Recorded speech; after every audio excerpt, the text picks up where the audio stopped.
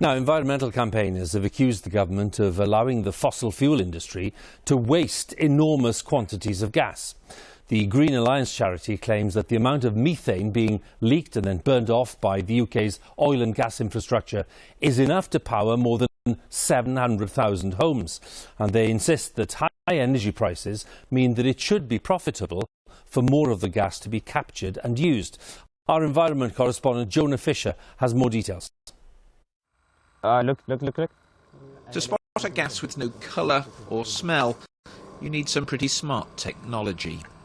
This isn't your average camcorder, is it? No, it's scientific equipment, quite expensive actually. We've come out with a group of environmental campaigners who've made it their job to document where methane is being released.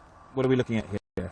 We're looking at the vents. It's the main vents of the facility, and you can see some continuous emissions from venting, so mainly methane. We peer through the fence at a small oil well in Hampshire. As part of the extraction process, gas is brought up to the surface and is then vented into the atmosphere. Methane is a greenhouse gas, and it has more than 80 times the warming power of carbon dioxide. And that's why cutting emissions from oil and gas infrastructure like this is seen as one of the simplest ways of slowing the warming of our planet. The UK has a good record of cutting its methane emissions, but in recent years, progress has slowed. Most of it now comes from farming and landfill, but the 11% from fossil fuels is seen as the easiest to tackle right now. This is absolutely avoidable. The technologies exist to capture the gas that's being vented and emitted from the various equipment that we see on this site. The North Sea is where the UK's oil and gas industry releases or burns most of its unwanted methane.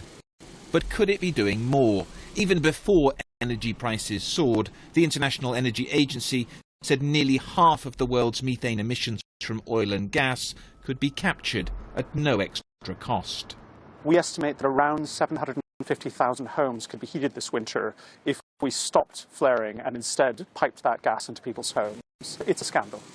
The fossil fuel industry doesn't see it that way. They say UK emissions are falling steadily and have committed to cutting them in half by 2030.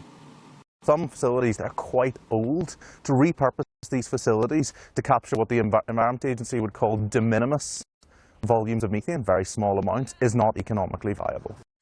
With oil and gas companies enjoying record profits as our planet warms, campaign groups say they should be trying much harder.